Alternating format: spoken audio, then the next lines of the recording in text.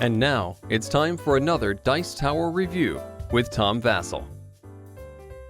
Hey folks, I'm Tom Vasel, and today we're taking a look at Exodus Fleet from Tasty Minstrel Games. Now, I actually didn't know anything about Exodus Fleet when I got it. I was like, oh, this looks interesting. It's a space theme. I tend to like space themes. And I was like, is this some attacking game? It doesn't seem like the kind of game Tasty Minstrel would make. And that's correct. In this game, Earth is blowing up or something, and you are rescuing people for a price. Of course, you're not, totally not going to make some money out of this.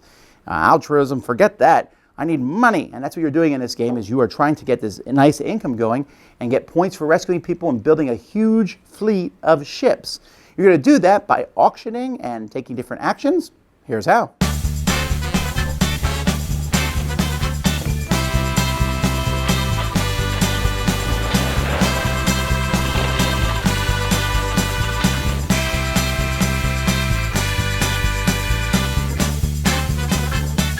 As you can see, there's a lot of pieces involved in this game, but it's not as complex as it might seem.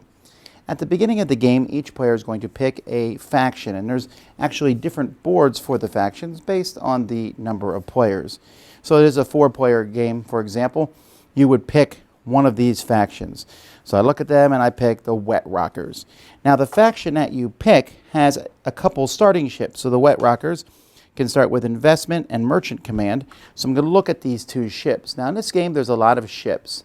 At the top of the ship there is a cost for that ship. Now these are free because they're your starting ship.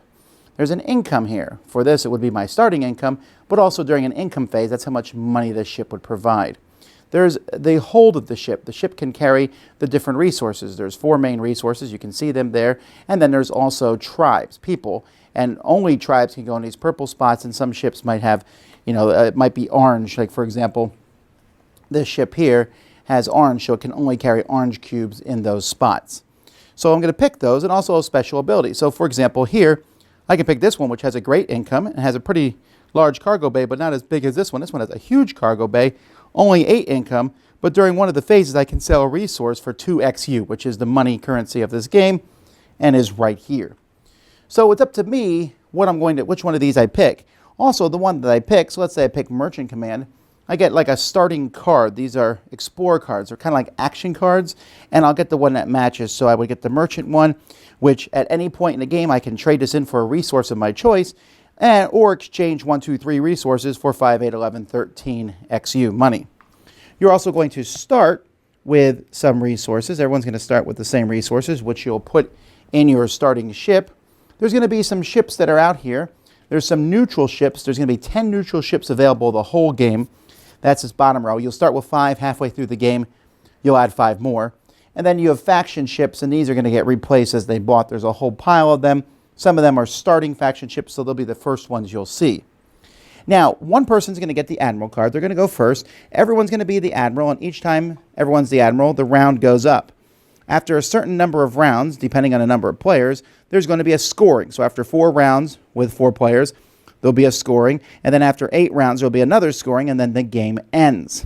Now, what are you doing when it's time to score? Well, rescuing tribes is your main focus of the game. So getting these is 2 points in the first scoring, and then there's 3 points in the second scoring. So if you rescue some tribes, you could get 5 points for them if you get them early enough. Also, many of the neutral ships have special scoring on them. So for example, this one here will give you 0, 1, 3, 6, 10 points if you have ships from 1, 2, 3, 4, 5 different factions. So if I get 5 different faction ships, this fellowship hall is going to be worth 10 points. While the casino ship, for example, gets points equal to my income divided by 3. Faction ships will also give points, but they're going to give points depending on the number of the same faction that you have. So if I have, for example, let's say I start here with Merchant Command, which is one of the factions. You can see the symbol here in the corner. And I get the Wholesaler. That's 2 of the same faction. And the more of the same faction you have, the more points you get. So how do you go about getting these points? Well, when someone is the Admiral, they can pick between 5 different actions. Everyone is going to participate in that action. And then when they hand the card to the next person to be the Admiral, that person can pick an action. You just can't pick the same action a person before you just picked. So the same action can never be picked twice in a row. Each person's faction sheet is going to tell you what the actions do. The income action is the easiest. the person who's everyone's going to get the income on their ships, and whoever is the admiral will get 3 extra income, plus 2 resources or one of these explorer cards. And as you can see, these explorer cards have all sorts of goodies on them. They're definitely a mix. Some are better than others. They can all be turned in to take a resource of your choice. Some give you a pile of resources, and some can give you a permanent bonus, like this one here. Keep this card up in front of you. During one of the phases, you will gain 2 of the green cubes. So that's a really good card to get. The other 4 actions that are picked by the admiral, there will be bidding for them. That's the main purpose of the XU, of the money, is bidding. It's a once-around bid. Each person makes 1 bid. You don't have to bid higher than the last person. You just have to bid differently. Everyone has to make a different bid, and whoever is the admiral, the one picking the action, bids last. Then whoever bids the most gets to take the top line of the action, the second most, the second line, etc. Whoever bids the least, or if you pass and don't bid at all, you will not get anything. You won't get to take the action, but you get 4 XU and a resource of your choice. So if you're running out of money, sometimes you'll pass on an action. So what do the different actions do? One of the actions is mine. At the top of the main board here, you'll notice that there are some planets. When you mine the current planet. More planets will come out. This shows you what's coming. Whoever bids the most will mine the top. You pay 1 orange cube, you have to mine. And then you'll get 1 blue cube, 9 greens and 5 oranges. And then you can see third place gets 1 blue, 3 green, and 2 oranges. And the different planets, well, like this planet has a lot of water. Well, this planet has a lot of the metal. So that's what mining will do. You also, besides mining, is you can transport. That's how you get tribes. When you transport, you're going to be able to put tribes on your ships, as long as they have spots to put the tribes on them. And you're simply going to pay 2 green and 2 blue for each tribe that you transport. Plus, you will pay 1 orange cube. You have to do that one total to be able to put people onto your ships. Then there's builders. That's building these ships that are here. So the highest person gets to build first, and each person will simply pay the price on them. However, whenever you build, you always get 1 discount. So if I'm building this huge fellowship hall, which needs 2 blue, 5 white, 2 green, and 3 orange, I could decide to only pay 4 white. Also, there are discounts. There are trades possible. You're always able to pay 3 of 1 color cube as if it was another color cube. So you can trade in cubes for that purpose. And a lot of these ships will give you discounts as you build other ships in the future. So that's the way, because these ships, you can see, are very expensive. When you have ships in front of you, your income goes up and your holds get bigger to hold more resources. And then finally, the last action that can be picked is an Explore action, where you'll be taking a look at the Explore deck, and you'll be able to pay orange cubes to draw the Explore cards. So that whoever wins the bid could pay 3 orange cubes if they want. They draw 3 cards and keep 2 of them. And fourth place gets nothing here. So you want to be able to get the different goods. So those are the different actions that players can take. And that's pretty much the game. You're just going to keep going around and taking these actions until the first scoring and then the second scoring. And whoever has the most points at the end of the game is the winner. There's 1 little extra scoring at the end of the second, where whoever has the most of any particular, there's 3 different things. And if you have the most of them, you get an extra point. Probably not much to make a difference in scoring, but it does exist. All right, that's how you play.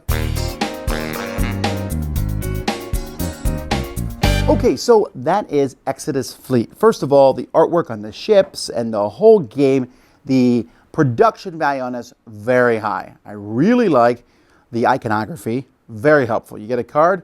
What phase does this play in? There's a little symbol there, matches the symbol of that phase. Great. The different color cubes, the money, good quality cards, everything is just really, it's a really well done package. I don't think that you will complain about this at all in that regard. I really like that. The only thing I complain about, this is the very minor thing, is that the ship cards have the backs like this, and then when you turn them over, they turn like this. That's just, I would have put the ships in this way. That's really being nitpicky. That's the only thing I can find. Gameplay itself. Now, when I first played this game, I enjoyed it, but my worry about the game was that there could be a runaway leader. You get your engine pumping quickly enough, you get your ships, they give you discounts on this and that, and you can get ahead of the other player, and it's hard for them to catch up. And, you know, after more plays, I think that's true to some degree, that it is hard to catch up, but that's just a learning curve of the game. Once everyone's equal, you should kind of stay pretty close. One of the things you want to do as quickly as possible is get another ship with some sort of hold. Really, because having those cubes and being able to fill up with those cubes and spend them really matters. And the game will kind of just get better and better and better. And near the end, you're like, all right, let's start rescuing people. which, by the way, it's the whole point of the game, right? To rescue people, but you can get caught up doing other things. And in fact, you don't need to necessarily rescue people to win if you get a bunch of ships out there and score a lot of points that way. Although getting 2 + 3 points per rescued tribe, that's a pretty big deal. Very divergent. I like how at the beginning each person has kind of a different start. One person's getting money, one person has bonuses here. So you're going to kind of maybe go different paths. The number of ships out in the middle, now there's a variant where you can put all 10 neutral ships out at the beginning of the game rather than putting out 5 and the other 5. I think I prefer that just so that there's more options, but it could overwhelm you the first time. The action selection itself, that's a good thing. I'm always a big fan of this. Then they throw in auctioning. And I wonder if the auctioning could get tedious. I think the game ends right before it does so. But it is a once-around auction, and that's good. And the fact is, I like auctions where you're going, okay, well, I have some options here. If I lose the auction, the worst thing is getting, 4 XU and a resource of my choice. That's good in the beginning of the game. Near the end of the game, the auctions get much fiercer because you're trying to build a ship, and you don't care about getting 4 money and 1 resource, but someone's getting cut out. So there's a bit of cutthroatness about that, and it's nice when you pick the action because you're pretty much guaranteed to get the action as long as you have enough money to outbid the lowest person. So there's that kind of give and take in that regard, and as time goes by, that putting tribes on the ships and buying ships is a really big deal. The Explorer, taking the Explorer cards, you're like, I don't really care about that, but that can be a big deal too. Those cards can be pretty useful, especially if you get to draw 3 and keep 1. As I said, they're not all equal, and I like that aspect too because you're kind of exploring and looking for good cards. And then taking income gives you a bonus if you do it, but it gives everyone else income too, and you're slightly ahead of everybody else, and that's it. So the 5 actions, the rule book said, you can't pick the same action twice in a row, and a whole game can go without picking a specific action. Well, I can't imagine that happening. All the actions are very, very handy. Explore gives you really cool cards. It can give you a leg up on your opponent. Building ships, well, that's definitely happening. And putting tribes on the ships, someone's going to start doing that just to win the game. And mining the planets for resources, that's how you get more resources.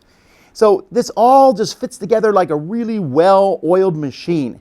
You're saying, oh, I want to do this, I want to do this. Oh, you picked that one? I was going to pick that. That's fine. Okay, I'll pick this now. And it goes around the table. It's a good length. The rule book says 90 minutes. That's pretty accurate. It might go a little bit longer if you're a little bit more thoughtful, and maybe faster if you're playing with fewer players. I like the player counts. I have not played it with 2. I wonder how well that would work. But the other player counts, I think it just, really smooth game. Really nice game. Definitely recommend it. Exodus Fleet. Dice Tower Judgment. Excellent. Thanks so much for watching the Dice Tower videos. Find more great videos and reviews as well as our top-rated audio podcast at Dicetower.com. You can also find other great shows at Dicetowernetwork.com. I'm Eric Summerer, and you've been watching The Dice Tower. The Dice Tower is sponsored by Cool Stuff Inc., where you can find great games for great prices. Cool stuff in stock. Check them out at CoolStuffInc.com. The door.